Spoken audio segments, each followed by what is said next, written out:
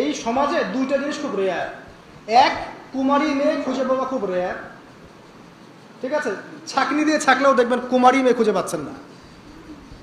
জন্ম যখন হবে তখন বুকিং দেওয়া লাগবে। হ্যাঁ, এমন সময় চলে আসছে এখন না, বাচ্চা কাচ্চা কচি কাঁচা মেয়েগুলো 8, 9, 10-এ পড়ে নাই, শেষ। আপনার বিশ্বাস হচ্ছে না? দেখেন, বাস্তবতা দেখবেন, আরো দিন যাক, দেখতে থাকেন। তারপরে এমনিই তো যখন একটু বড় হয় তখন তো পর্দার বালাই নেই। ও তো মানে সে প্রত্যেকজন ভাবছে যে একজন সে একজন হিরোইন। ঠিক আছে, আর যদি কোনো মেয়ে বুঝে ফেলে যে সে একটু সুন্দর, তাহলে ওকে আর কে হাত দেয়? কোনো মেয়ে যদি বুঝে ফেলে যে ও একটু সুন্দর, তাহলে ওকে আর কে পায়? ওর চলাফেরা দেখলে মনে হবে দুনিয়াটাই সব কিছু, পরকাল বলে কিছু নাই। ওই দুনিয়াতে ওই আছে, আর কেউ নাই, ভাবটা এরকম। আর যারা আরো বড় বড় ইন্ডাস্ট্রিতে গেছে, ফিল্ম ইন্ডাস্ট্রি বলেন, মিউজিক্যাল ইন্ডাস্ট্রি বলেন, ফ্যাশন, বিউটি কন্টেস্ট, এইসব জায়গায় যারা চলে গেছে, তাদের কার কত পার্সেন্টের সতীত্ব আছে একটু খোঁজ নিয়ে রাখেন। যাদেরকে তোমরা ফলো করছো এবং যাদের পোস্টার ছবি লাগিয়ে রাখছো ঘরের মধ্যে, এদের কত পার্সেন্টের সতীত্ব আছে দেখো, খোঁজ নিয়ে দেখো। দুইটা জিনিস খুব রেয়ার, যতদিন যাবে আরো রেয়ার হয়ে যাবে। পবিত্র পবিত্র কুমারী মেয়ে খুঁজে পাওয়া খুব রেয়ার, এখন খুব রেয়ার। আর 2 নাম্বার, এমন ছেলে খুঁজে পাওয়া খুব রেয়ার, এমন যুবক যে কখনো সিগারেট খায় নাই বা কোনো মাদক দ্রব্য সেবন করে। ম্যাক্সিমাম ছেলে পেলেই স্মোক করে এবং এটাকে ফ্যাশন মনে করে। স্মোক করতে করতে করতে এক পর্যায়ে গিয়ে দেখা যায় ফেন্সিডিল, তারপরে আবার গাঁজা, আবার ইয়াবা, এক পর্যায়ে হিরোইন, আরো বড় বড় কত মাদক আসছে এখন নতুন নতুন। ওই যে প্রায় সীমান্ত অঞ্চলে রেড দেওয়া হয়, বিজিবি রেড দেয়, আর মাদক ধরে না, দেখেন না, নতুন নতুন মাদক, নামও শুনি না এরকম মাদক। তো এগুলোর উদ্দেশ্যটা কি আসলে? এই জেনা বলেন, ব্যভিচার বলেন, আর মাদকই বলেন, এই সব কিছুর উদ্দেশ্যটা হচ্ছে মুসলিম তরুণ তরুণীদেরকে আল্লাহর পথ থেকে সরিয়ে দেওয়া, এক কথা। যখন কেউ মাদক দ্রব্যের সাথে সংশ্লিষ্ট থাকবে এবং জেনার সাথে সংশ্লিষ্ট থাকে, বেপর্দার সাথে সংশ্লিষ্ট থাকে, তখন কিন্তু মুসলিম সমাজের মধ্যে নামাজি ব্যক্তির সংখ্যা কমে যায়, আলেমদের মানে দিনী এলেম অর্জনকারী প্রজন্মের সংখ্যা কমে যায়, বেপর্দামি বেড়ে যায়, ধর্ষণ বেড়ে যায়, পরকীয়া বেড়ে যায়, এবং বুদ্ধি প্রতিবন্ধী প্রজন্ম গড়ে ওঠে। তখন এই প্রজন্মটা কি আগামী দিনে ইসলামের পতাকা বহন করতে পারবে? বলেন তো, যার মধ্যে ইমানের কোনো তেজই নাই, ইসলামের কোনো ফিকির নাই, আল্লাহ হালাল হারামের কোনো পরোয়া নাই, এ কি ইসলামের জন্য কিছু করতে পারবে? আর আমরা পৃথিবীতে আসছি কেন? দিনের জন্য কিছু করার জন্য, দিন পালন করার জন্য, এবং দিনটাকে আল্লাহর জমিনে বিজয় করার জন্য। তাহলে দেখেন, যুবকদের প্রতি আগ্রাসনের মূল কারণ হচ্ছে, পিছনের কারণটা হচ্ছে আপনাকে আল্লাহর পথ থেকে এরা সরিয়ে ফেলতে চাচ্ছে। করছে কারা? পশ্চিমারা। ওরা পুরো পরিকল্পিতভাবে এই কাজগুলো করছে মুসলিম বিশ্বের মধ্যে। এবং এমন একটা মুসলিম কান্ট্রি এখন খুঁজে পাওয়া যায় না যেখানে জেনা ঢুকে যায় নাই, পর্নোগ্রাফি ঢুকে যায় নাই, মাদক ঢুকে যায় নাই, সবখানে ঢুকে গেছে। সুদূর প্রসারী 100 বছরের পরিকল্পনা ছিল ওদের। ওই অটোম্যান এম্পায়ারদেরকে ধ্বংস করার পর থেকে 100 বছরের প্ল্যান ছিল ওদের একটা। এই প্ল্যানে ওরা এখন 100% সফল। আর আমাদের এগুলো কোনো মাথা ব্যথাই ছিল না, কারণ আমরা বিরিয়ানি খাচ্ছিলাম, হালুয়া রুটি শ্যামাই খাচ্ছি, খোরমা খাচ্ছি, বাসায় গিয়ে ঘুমাচ্ছি। আল্লাহ পাক বোঝার তৌফিক দেখ। প্রিয় যুবক ভাই, একটা কথা বলে শেষ করি। যে কারণেই মাদকের কাছে যান, হতাশা হোক, চাকরি পাচ্ছেন না বলেন, পারিবারিক চাপ বলেন, বন্ধুদের পাল্লায় বলেন, বা ফ্রাস্ট্রেশন যেটাই বলেন, কোনো কিছুই এই পৃথিবীতে স্থায়ী না। সব কিছুর পরিবর্তন আছে, সময়ের পরিবর্তন আছে, এবং মাদক এই সব সমস্যা থেকে আপনাকে সলিউশন দিতে পারবে না, চিরস্থায়ী শান্তি মোটেই দিতে পারবে না।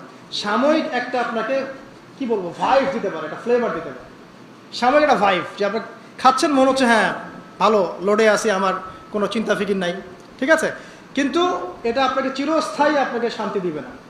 দুইটা জিনিস আপনাকে চিরস্থায়ী শান্তি দেবে, দুইটা, ঠিক আছে।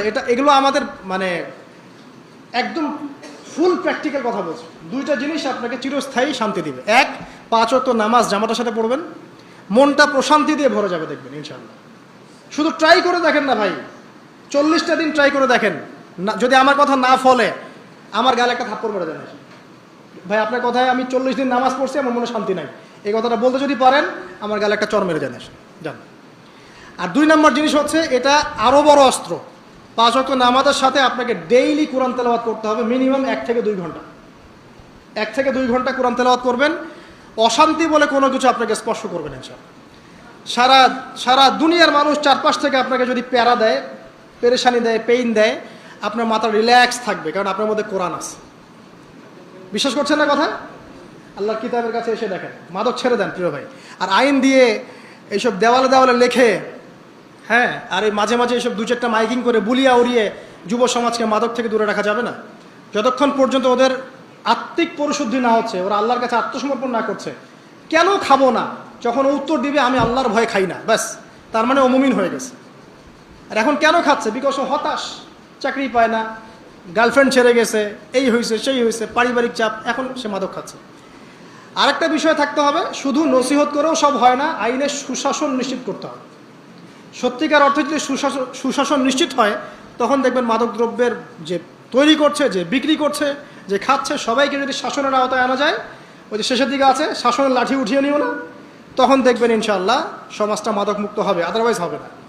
সবচেয়ে বড় অস্ত্র হচ্ছে আল্লাহর ভীতি। আল্লাহকে ভয় করে মাদক ছেড়ে দেন, ইনশাআল্লাহ তাআলা আল্লাহ পাক আপনাকে জান্নাতে মদ খাওয়াবে ইনশাআল্লাহ। হ্যাঁ, জান্নাতে শরাব আছে তো, এবং আমরা জান্নাতে শরাব খাবো ইনশাআল্লাহ। ওই শরাব খেলে কেউ মাতাল হবে না, বরং আপনার শক্তি আরও বাড়বে, আপনার সব ধরনের শক্তি বাড়বে। লাযযাতুল লিশশারিবিন, আল্লাহ পাক বলেছেন এটা যারা পান করবে এটা খুব চমৎকার সুস্বাদু হবে। জানজাবিল মানে আদার একটা ফ্লেভার থাকবে, সূরা দাহারের মধ্যে আল্লাহ পাক বলেছেন। পরে দেখেন জান্নাতে এগুলো থাকবে। দুনিয়াতে এগুলো ভোগ করে নিলে জান্নাতে তো কিছু পাবেন না। সো জান্নাতের জন্য এগুলো রেখে দেন। এই বেপর্দা মেয়েদের পিছনে ছুটেন না, আপনার জন্য অনেক সুন্দর সুন্দর হুর আইন অপেক্ষা করছে। আমি আজকে সকালে একটা হাদিস পড়েছি, মুয়াজ বিন জামাল থেকেই বর্ণিত। তিনি বলছেন রাদিয়াল্লাহু আনহু যে আল্লাহর নবী আমাকে একদিন বলছেন যে দুনিয়াতে যখন কোনো স্ত্রী কোনো স্বামীর সাথে খুব খারাপ বিহেভ করে, আছে না ভাই, মানে সবাই ভুক্তভোগী নাকি? আচ্ছা, এরকম যখন হয় তখন জান্নাতে তার যে হুর আছে, ওই মুসলিম ব্যক্তির জন্য জান্নাতে যে হুর আইন আছে ডাগর ডাগর চোখওয়ালা, ওই হুর আইন অদৃশ্যভাবে বলতে থাকে এই মেয়েকে উদ্দেশ্য করে যে তুমি ওকে কষ্ট দিও না, তুমি ওকে কষ্ট দিও না, কারণ সে তোমার কাছে কয়েকদিনের মেহমান মাত্র, অচিরেই সে আমাদের কাছে চলে আসবে। তো এখন যদি আপনি দুনিয়ার এই সব নগ্ন বেপর্দা অশ্লীলতার ফেরিওয়ালা, ঠিক আছে, দেহ ব্যবসায়ীদের পিছনে ছুটে বেড়ান, তাহলে আপনি জান্নাতে হুর